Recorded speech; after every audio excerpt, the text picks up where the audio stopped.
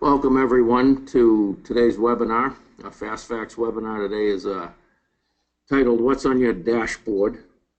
What we're going to be talking about is the relationship between key performance indicators, what we measure for performance, and how that relates directly to effective governance and strategic outcomes or the lack thereof. So club benchmarking has been at it for 10 years now. We've studied the financial data of over 1,000 clubs in an intimate fashion, meaning top to bottom, sideways, backwards, forwards, the entire financial picture of a club. We've also been in front of the boards, committees, and/or members of over 400 clubs across North America. And there's things that we've noticed through studying the data, combined with practical experience in the field and the dialogue that's associated with that. And the things that we've noticed are this: that far too many clubs act in a very tactical and myopic manner. It's few and far between where you see clubs with a clear strategic vision, a clear mission and purpose for existing, and a clear approach to governing and managing in that regard. Obviously, our industry is characterized by intense churn in the boardroom. Essentially, a third of every club's board turns over every year, and every 3 years, effectively, for the most part, clubs have a whole new board, which doesn't give the governors much time to understand the industry, or to therefore understand what separates great performance from lack thereof. So the purpose of this webinar is to dig into how measuring the right things, putting the right key performance indicators on the table, can have a profound positive impact on both governance and on the ability of a club to move from being a tactical organization to being a strategic, forward-looking organization. I've recently been reading a book on strategy. It's titled On Strategy. It's a tremendous compilation of articles that relate to business strategy from the world's foremost strategic experts. At the top of that list would be Michael Porter of Harvard Business School, kind of the father of strategic planning in the 20th century. And in the first paragraph on page 1 of his article, there's a statement: operational effectiveness is not strategy. And I can't think of a more compelling snapshot of how we need to embrace that in the club boardroom and the club management team room. We can't create a strategic future or a strategic outcome by being operationally effective in any industry. As he said, he goes on to say, organizations must be flexible and respond rapidly to competitive and market changes. Organizations must benchmark continuously to achieve best practices. And organizations must nurture a few core competencies to stay ahead of rivals. So those 3 points under the heading of operational effectiveness is not strategies are literally in the first paragraph of his article. I think it's a great place to start our discussion today. What we've noticed is there are 2 types of boards, 2 types of clubs ultimately. One we'll call the operational board and one we'll call the strategic board. I feel there's a tug of war that goes on between these 2 viewpoints. And unfortunately, across the industry, the operational viewpoint tends to win out. We're trying to change that. We're trying to evolve the perspective and the dialogue. And the difference between an operational board and a strategic board, from my perspective, is this. The operational board is all about worrying about efficiency, costs, what money is being wasted. The financial discussions tends to be, how did we do against budget last month? It's a very historical perspective. the discussion tends to be reactive. If the greens were slow and the weekend's member guest, that'll be a 1-hour debate in the boardroom the following week. And the monthly agenda isn't truly tied to a forward-looking strategic plan.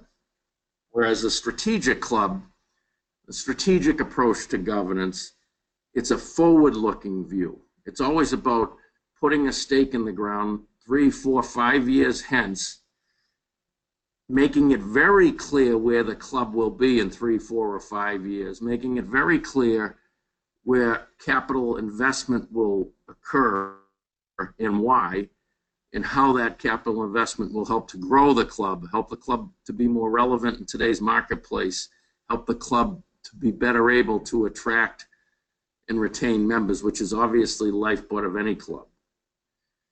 The strategic board understands that choices drive spending much more so than efficiency or lack thereof. As an example, if you look at 18-hole clubs only in our database, of which there's several hundred, the spending for 18 holes on golf course maintenance varies from $300,000 to $3.2 million. That doesn't include any water expense or any capital expenses. It's just purely operating expense, excluding water. It's pretty darn obvious right at the get-go that the club spending $300,000 maintaining 18 holes is not 10 times more efficient than the club spending $3.2 million. Clubs choose how much they spend maintaining the golf course, and that choice is directly related to the amount of dues revenue they have. So that perspective of understanding what the choices are and why we're making those choices is much more important, much more effective, and much more related to great governance than thinking that the variation in spending relates to waste or efficiency. In the strategic boardroom, if you were to characterize the month-to-month financial dialogue, I would suggest the prudent approach is this. Are we on track to meet our operating budget for the year, which 90% of the clubs in the country set the operating budget to break even, excluding depreciation? So what we've learned through data is that the operating budget isn't the financial driver in a club. If we can get that 1 point across based on the KPIs that we measure, we've made huge progress. The operating budget is the vehicle for delivering services and amenities to the membership. We consume it year in and year out, enjoying the club. It does not produce a financial outcome. So if we're on track to meet the operating budget, which is typically break even at the end of the year, enough said. We really don't have to scrutinize line by line in the operating budget. In the end, we're going to break even anyway. We're much better off changing the topic to a forward-looking agenda that relates to our forward-looking strategic plan, that relates to our forward-looking vision, in making sure we have the capital resources necessary to fund that forward-looking vision. That's the difference between a strategic and operational board. Clubs, for too long, have lived 1 year at a time or 1 month at a time. We have to lift our vision. We have to start planning forward. Recently, Jim Butler, the CEO of Club Benchmarking, my partner in the business, and Kurt Keebler of Copland, Keebler and Wallace had a discussion and talked with Private Club Advisor, actually, and laid out what the ideal board agenda would be. And this is it. It's a summary of it, and I'll just go through it real quick because I think it tends to foster and consider the strategic approach as opposed to the operational approach. So the previous minutes, obviously, it's a perfunctory task that the board must take. They should be shared prior to the meeting. Any changes should be accomplished, if there were typos or whatever prior to the meeting, and they should be approved quickly. The COO, the general manager, the CEO of the club, the head of club, as we might term it, he or she can give their report in 15 minutes. It's a high-level review of operations. It's mainly so that there's no surprises for anyone on the board. It's only focused on substantive variances to plan. If there aren't any variants of substance, which is most common, then move on. Don't get stuck in operations. The key operating and financial KPIs should be and can be distributed for review ahead of the meeting. And again, we're only looking for substantive variations. We're not trying to dig into and manage the operation every month. The most important asset in a club is the human asset, as it is in any business, especially in a hospitality business like a club. We don't talk about the human assets enough. In 2019, as we all know, the labor market is intensely tight. Hourly wages are increasing rapidly. It's a fundamental shift that's occurring in the environment that's going to have a profound impact on clubs over the next few years. It suffices to say that we should at least be reviewing where we're at with the most important asset in every board meeting. The core of the meeting should be the forward-looking view. It should be the strategic plan and the strategy update. In my estimation, maybe 2 out of 10 clubs have a strategic plan that's truly a strategic plan. So 8 out of 10 clubs have a lot of work to do before they can even begin to address this. But the core of the meeting should be, how are we doing in relation to a strategic plan and our forward-looking vision? How are we doing in driving the club forward in making the required investments to make the club relevant in today's marketplace, not for baby boomers, but for Generation X and then the next generation eventually, although that's still in front of us, the millennials. It's Generation X now that's joining clubs. That's the core of the meeting. That should take 30 minutes. And that will get the club into the flow of thinking forward, planning strategically, and moving out of the weeds. In terms of the committee reports, the committee agendas, the committee action items, we support the concept of the consent agenda, which means that those votes are very quick, that the committee reports, the committee minutes, et cetera, have been all reviewed and shared prior to the meeting, including action item updates on what the committees are working on. As I said earlier, the boardroom is characterized by great churn. We don't take enough time in the boardroom to understand the industry. Every industry in this country in North America is different. Not every industry has the same set of key success factors. What it takes to succeed in a commodity business is highly different than what it takes to succeed in a highly differentiated knowledge-based or brand-based business. We have to embrace that concept. We have to understand what drives success in the club industry. That requires education, typically outside education. We should spend at least some time in every board meeting understanding what's going on in the industry, understanding the changes that are occurring in the environment. And then finally, innovation. Innovation is necessary in every industry, certainly no different in the club industry. When do we innovate? When do we get the time to innovate? When do we get the membership and the board and the committees to think creatively, think out of the box, think about the future, not get stuck in last month's budget? That's the ideal board agenda. Ultimately summarized, the ideal agenda really fosters a strategic, market-based, forward-looking, innovative orientation. And the agenda should really mute the operating focus that exists so widely across the industry and mute a financial focus on what happened last month on the operating ledger and shift that focus to capital needs and resources in the future capital ledger, which we know from data is the key to financial success in a club. And the reason we know that is this slide. So this slide fosters everything we do at club benchmarking. It took us 7 years, over 7 years, to understand what this data tells us. And I'm going to take a minute to explain it in detail. It's the most important thing I've learned in over 10 years now in this business and studying all this data. So the blue line shows the distribution for 2018 for the financial results at hundreds and hundreds of clubs. It's the operating bottom line. 90% of the clubs in the country set the operating budget to break even, excluding depreciation. As you can see from this chart, the median operating result is 1% margin, 1% of revenue, which in other business terms, we would say that's break even.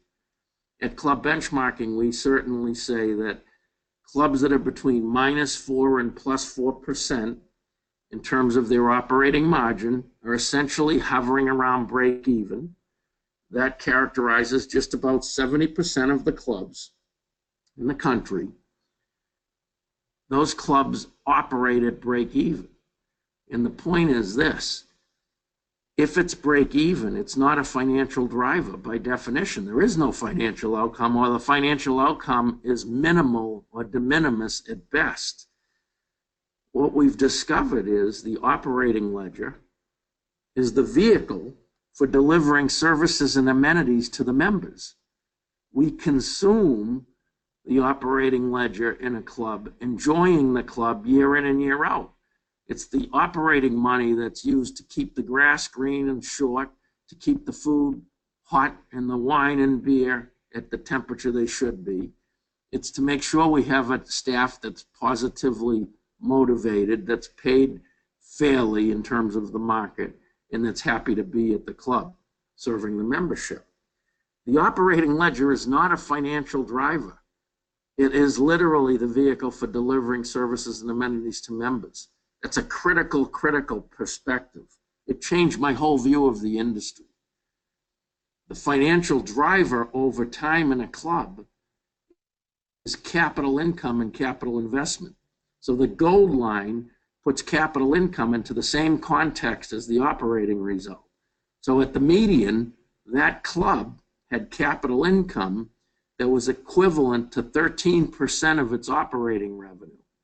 That's the pile of money that a club has to drive itself forward financially. That's the pile of money that creates a sustainable financial outcome over time in a club. It's not the operating ledger, it's the capital ledger. That's the key to success. Once we see this, it just opens our eyes as to what's going on in the industry.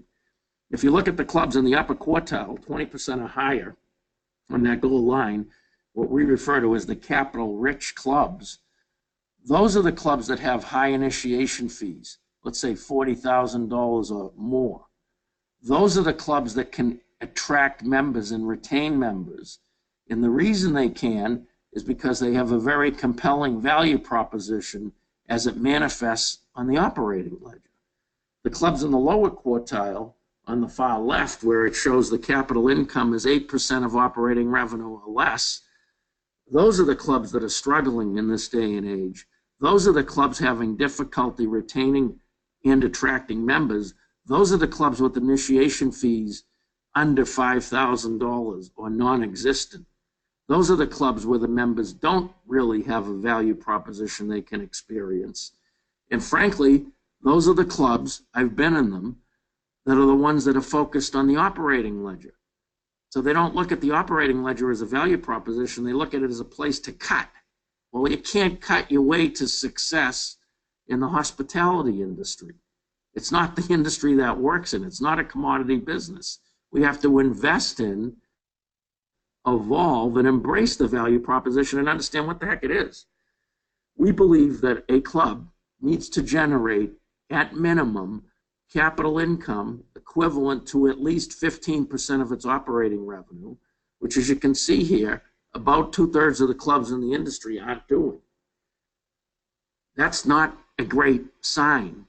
So we have to shift our focus from the operating ledger to the capital ledger. We have to understand this point, this slide, this concept. As such, over the years, club benchmarking has not, I'm going to say defined, I'd say we've discovered with all of our analysis the key performance indicators that are common to every club. It doesn't matter if it's a club with golf or without, a yacht club, city club, country club. It doesn't matter if it's $1 million club or $100 million club. It doesn't matter what state it's in. The KPIs that are on this chart are the KPIs that matter to every single club. And ironically, these are the KPIs that really only change once a year. We break them into the operating ledger and the capital ledger. Okay, I'm not here today to describe each of these KPIs. These are critical KPIs KPIs, but what we're doing today is we're talking about KPIs that change monthly. We want to focus on our strategic monthly dashboard, which the intent of is to elevate the dialogue in the boardroom. They're operating KPIs that we tend to see the board focusing on may be important for the committee or the staff, but they aren't important for the board. They're not strategic drivers. The board is theoretically a strategic body. Again, it's not an operating body. So when you see operating metrics like this, cover counts, tennis plays, or fitness visits, unless there's something drastically out of place, they really don't belong in front of the board. They're not the board's purview. Please, when you use KPIs, when you're using data-driven metrics to measure something, consider the audience of the KPI. The KPIs that are pertinent for a department head are not necessarily the KPIs that are pertinent for a board member. One of the greatest business books I've ever read was about General Motors. It's titled, On a Clear Day You Can See General Motors. It goes back to the 80s. It goes back to when General Motors was under assault from the Japanese automakers and how messed up they got for so long in the boardroom. The board of General Motors was determining whether or not a dashboard was styled correctly. It was way out of line. And it kind of typifies the difference between an operational board and a strategic board. We need boards to be strategic, and we don't need them digging into the operations. So what we have to make sure is that the measures that we embrace in the boardroom of a club are appropriate for the board of a club, and that the measures won't invite the board to become a tactical and operating body as opposed to a strategic body, okay? So the way we look at KPIs, key performance indicators, and dashboards is this. There's different measures for different stakeholders. We think the operating KPIs belong in the department heads with the CEO or maybe with the committees, not necessarily even that though. The strategic KPIs belong absolutely with the board and the committees. The strategic KPIs should be meaningful towards a strategic outcome or objective. If it doesn't matter, let's not measure it. We get too hung up in the boardroom of clubs, worried about F&B profit or loss. What the data shows clearly is the clubs that are the healthiest financially, the ones with the highest initiation fees, the one with the access to most capital, are the clubs that lose the most money in F&B or subsidize F&B the most. And the weakest clubs financially in the industry, the clubs with the lowest initiation fees and the least capital, are the ones that break even or make a profit in F&B. So we have to understand the key drivers. And if we're measuring things improperly, we're going to get the wrong results. We're not going to get the strategic outcomes we need over time. So there has to be context in every KPI. K stands for key. In my mind, key relates to context, and the context in this regard is a strategic context rooted in market outcomes, rooted in the competitiveness, the ability of a club to compete in today's marketplace, not the marketplace from 20 years ago with the male-dominated golf-centric club. The industry has changed, it's evolved, and we need to understand that context, and we need to make sure our measures of what matter tie into that context. So when considering KPIs and what we put in front of the board, we have to make sure that the measurement is appropriate for a time frame that makes sense. When you think about the operating ledger, the budgets are set once a year. The main driver of the budget is how many members we're going to have and how much they're going to pay in dues, because dues fund 80% of the fixed operating expenses. For the most part, we've got 10 years of data to prove this. I just showed you it. Clubs set their operating budgets to break even, excluding depreciation, and most clubs, 70%, break even year in and year out. While there are month-to-month variations, they smooth out over the course of a year. We get too hamstrung, worried about whether printing costs, which were budgeted at $2,000 for last month and ended up at $3,000, 50% over, whether that has any meaning in the long term of the year or not. It doesn't. The key question is, are we on track to meet our operating budget this year? And if we are, we're kind of done with the operating discussion. Interestingly, the things that do change month to month for every club, we don't measure, and they're the most important things in the strategic context. The thing that's changing every month is the market. Members are joining clubs every month and leaving clubs every month. Initiation fees are rising and dropping every month. Operating costs of belonging, dues, are going up or down every month. Member counts are fluctuating, and we don't track that. So we have no context as to the real-time dynamic changes in the marketplace, or we haven't until recently. That's the purpose of this webinar, as to what's going on in the market. I happened to be on the board of my own club during the last economic meltdown, and I'll tell you, every month it was very tense. I call it white knuckle time, because the changes that occurred in the membership roster on a monthly basis could be dramatic. And we never really had an idea whether what was going on at our club was representative of the market in total or just our own club. We're trying to change that for the industry now. We have to be able to see how we're doing in relation to the market. A rising market theoretically floats all boats, and a declining market theoretically will hurt all boats in the harbor or bring them all down. So our approach to the monthly KPIs that are critical, we'll get into in a minute, but we really think they have to be rooted in the market view. I have to put this in. I had this week, I don't know, it just happens, it comes in bunches, but I've been on the phone with probably 10 to 15 clubs where the general manager's getting hammered by the board on F&B profit or loss. It's such an issue in the industry, so problematic, I can't overstate it. If your board's sitting in the boardroom worried about F&B costs or F&B profit or loss, are you measuring number of banquets or profitability of banquets? Please stop. That's not helping the club. This chart, which I'm not going to get into in detail, is the chart that answers the question. It's the chart that puts the food and beverage financial outcome into context. We've got plenty of stuff on our website that addresses F&B.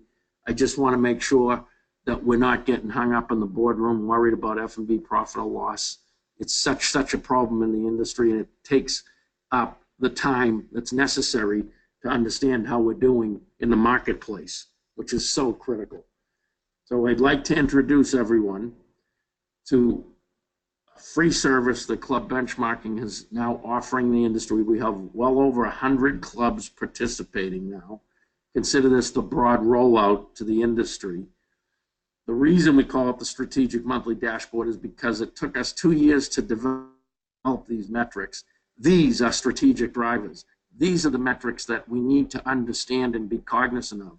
These are the metrics that every board or governor or board member or governor must be able to cite off the top of their head in the grill room if a member's querying them about the club's performance. Why a monthly dashboard? There's clearly a growing interest in key performance indicators in the industry, but we have to make sure that interest is fed by orienting towards the strategic viewpoint as opposed to the operating viewpoint. We need consistent focus in the boardroom over time. Mission critical key performance indicators don't change from board to board or president to president, obviously. They're rooted in the industry, not in who's in charge of the club this year. Something I don't think we appreciate enough in the industry, which we really want to embrace, is that the market, as I said earlier, is constantly changing. We have to get our arms around what's going on in the market, and we need to see it in as close to real time as we can. Obviously, the reporting and governance rhythm in clubs is monthly. Interestingly, though, while the operating Budgets vary month to month. The operating results vary year to year over time, as I said earlier. The thing that changes monthly, though, is the thing we don't measure, which is the market. And now we're able to do that. So we think the goals of a strategic monthly dashboard are these. They have to provide mission-critical insight on the trends over time. They have to be accurate, and they have to provide critical market data to every club. We can see into the market now in real time. It takes less than 20 minutes a month for any club to participate. We have over 200 clubs on this webinar today. If we can get every one of you involved in this, if you're not now, it will profoundly impact the ability of each club to see what's going on in its industry and its local market.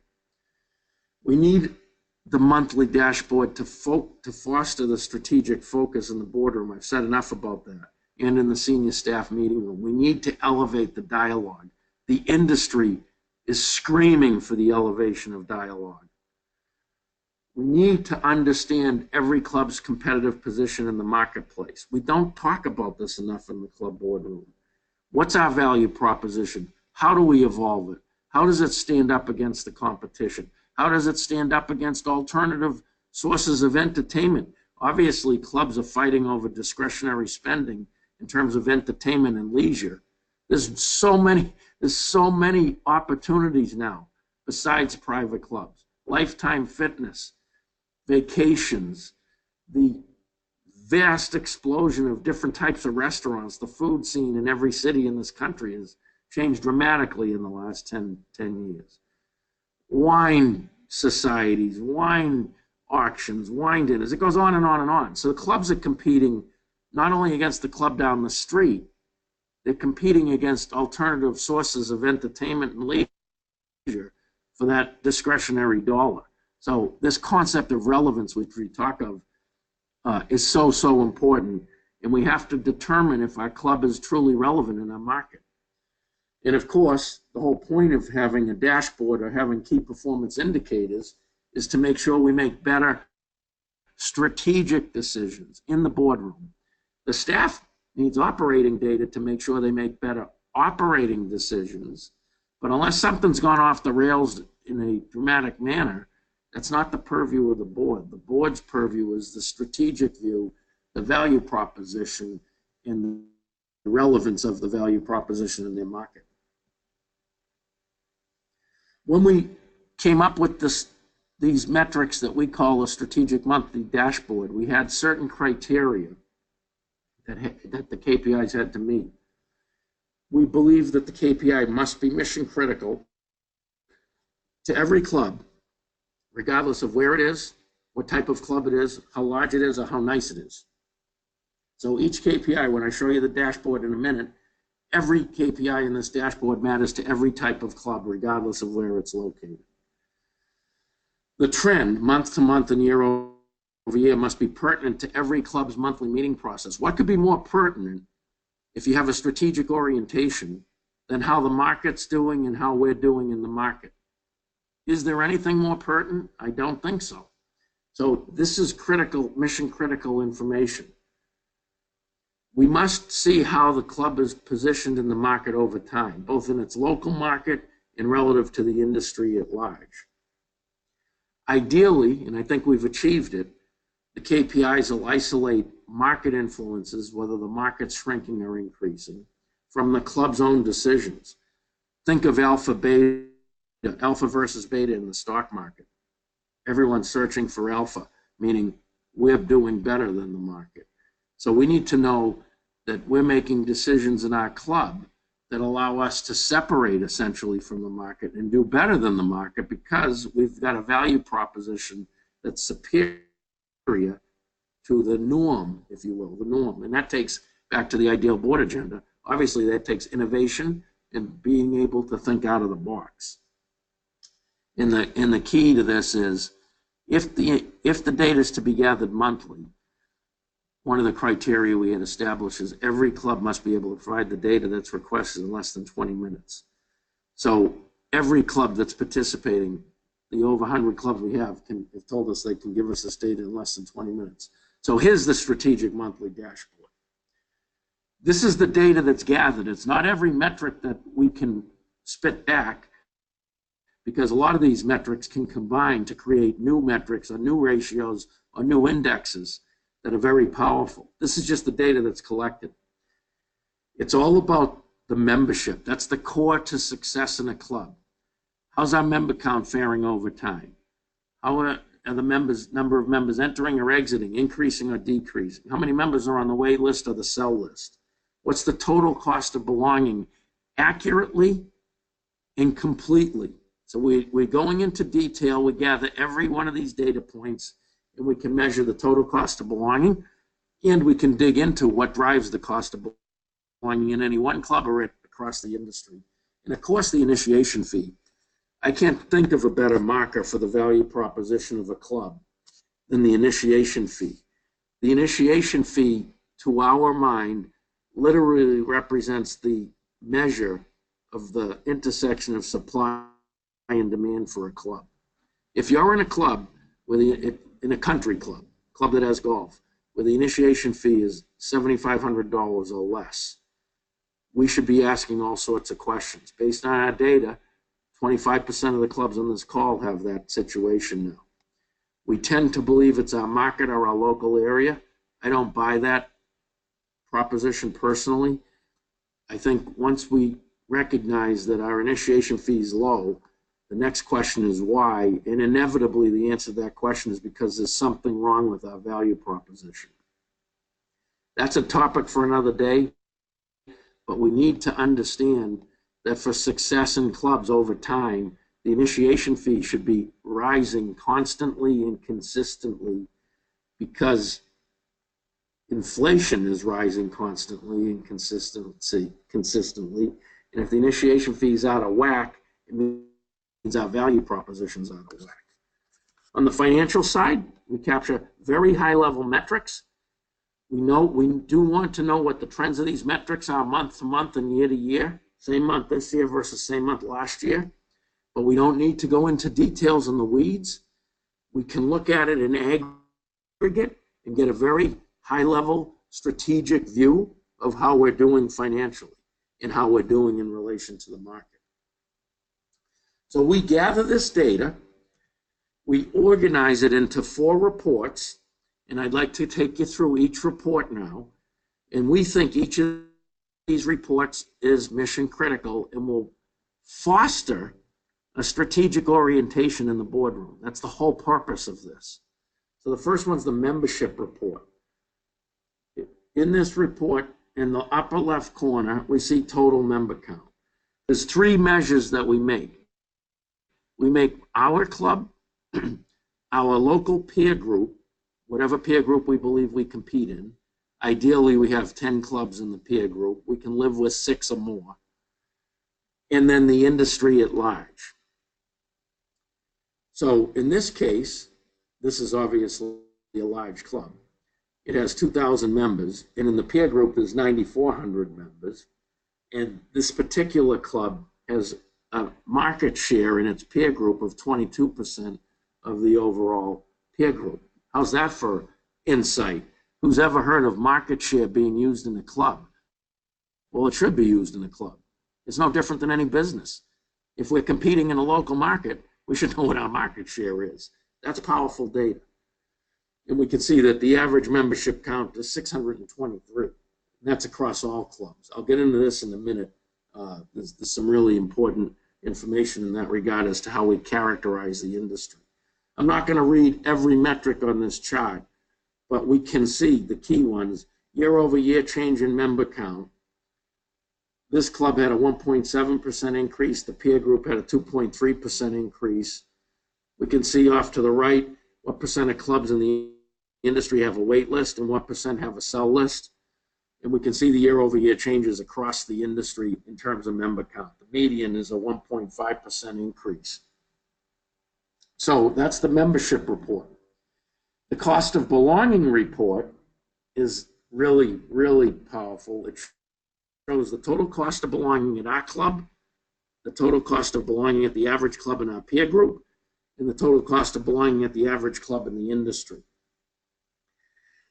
There's three buckets that we break the cost of belonging into: operating dues, capital dues and fees, and that would include in a particular year capital assessments for that particular year, and then all other mandatory fees and charges.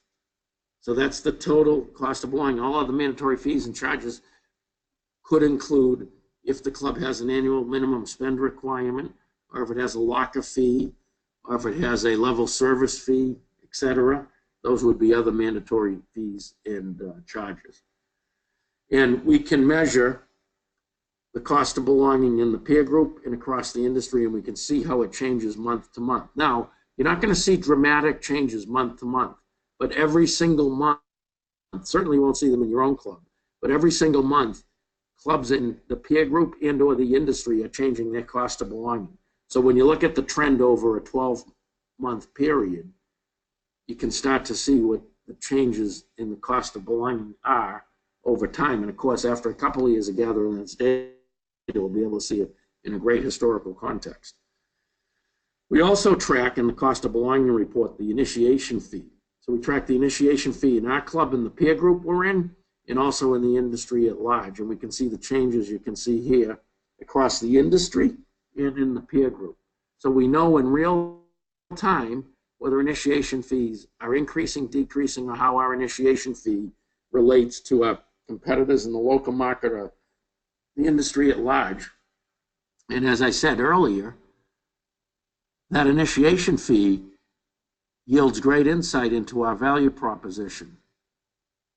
Relatively low initiation fees are indicative of a value proposition that's out of position, and relatively high initiation fees obviously speak to a compelling value proposition. What I've noticed in the boardroom of clubs, especially during the meltdown, is it's easier to cut the initiation fee than it is to try and diagnose the value proposition. Obviously, the member experience is the driver of success in a club, but it's not the easiest thing in the world to discuss and, let's say, peel the onion understanding. So clubs, by kind of a knee-jerk reaction, think if we cut the initiation fee, we'll get more members. The data that we have shows conclusively that's not true. The clubs that have the most members have the highest initiation fees, and the clubs that have the least members have the lowest initiation fees. If you jigger them with your value proposition, it's not with your initiation fee, it's not that that's the issue, it's the value proposition. We have to deal with that. And the whole point of this data that we're gathering is to make sure we know where we are in relative terms, which will be indicative of our value proposition in relative terms. We look at the capital finances of the club, so now we can track in real time capital income, changes in capital income year over year, changes in initiation fee income year over year, both in our peer group and the market, changes in debt and the debt load. We can basically look at our balance sheet, the key components of our balance sheet, and our capital ledger in real time in relation to our local competitors and the industry at large. If and when, because it's a when, I suppose, unfortunately, the next recession comes, the club market's going to feel it, no question. It felt it immensely in the last one. And when it feels it, one of the first indicators will be initiation fee income and capital income. Now, that doesn't mean cut your initiation fee. It just means you're likely to see declines in initiation fee income. What we need to know is, and we need to know it accurately, is how is our income in terms of its change relative to the peer group in the market at large. Hopefully we'll do at least equal to the market or maybe better than the market. But obviously half will do worse than the market, I suppose you could say, and half will do better than the market if the market's defined by a median. So the capital dashboard will yield great strategic insight to that question. And then finally, the operating finance report will show us very accurately how our revenue on the operating ledger, and it's only about revenue, dues revenue and non-dues revenue. The average club with golf is 50% dues revenue, 50% non-dues revenue, and the average club without golf is 40% dues revenue, 60% non-dues revenue. So we'll be able to monitor those two main streams of revenue month to month and year over year. So we'll be able to see the trend, and we'll see how the trend fares in relation to our peer group and the industry at large. So those 4 reports: membership, cost of belonging, finance, capital finance, and operating finance. Those 4 reports taken together with less than 20 minutes of metrics being submitted will yield strategic insight for the board, for the senior management team, into not only our club's trends, but the market trends in real time. You can't get more strategic insight than that. That's what we need to do to change the dialogue in the industry. We have to shift from being tactical to thinking and acting strategically. Thinking and acting strategically, as Michael Porter says, is being rooted in the market, in the changes that are occurring in the market. That's the whole point of the strategic monthly dashboard. Operational effectiveness is not strategy. We could be the most efficient club in the country, meaning having the lowest costs in the market, and be ready to go out of business tomorrow because our value proposition stinks. It's not about operational effectiveness. I'm not saying ignore that. I'm just saying it's not the purview of the board.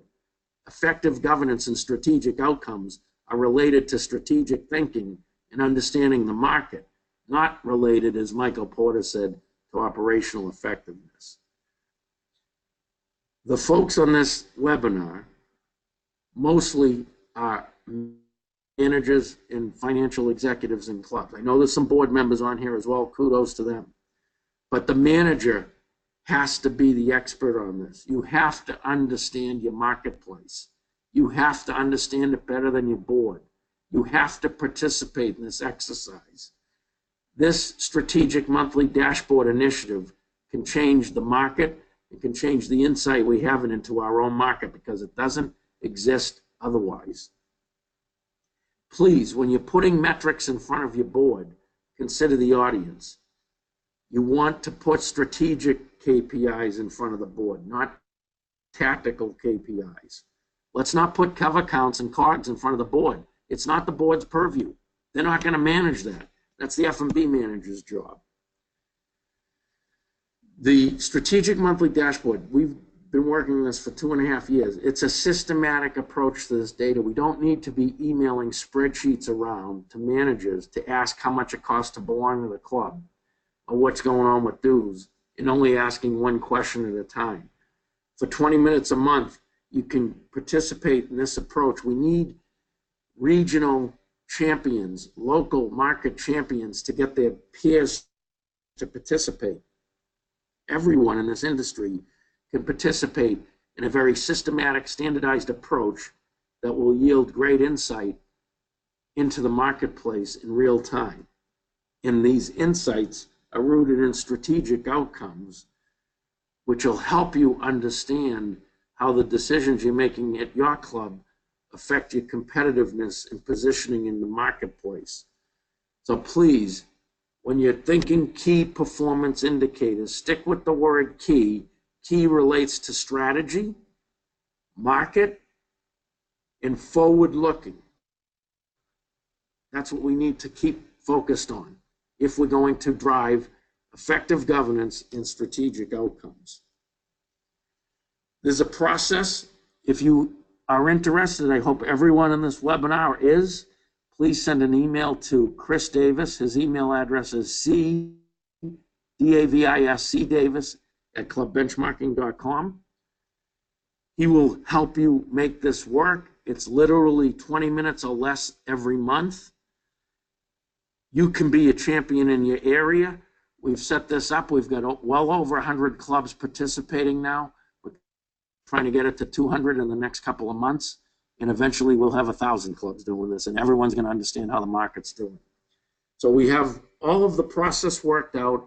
It's very little lifting on your part, and I'm pleading with you to participate. Thank you for participating today. I hope everyone has a great afternoon, and we look forward to working with you on the strategic monthly dashboard.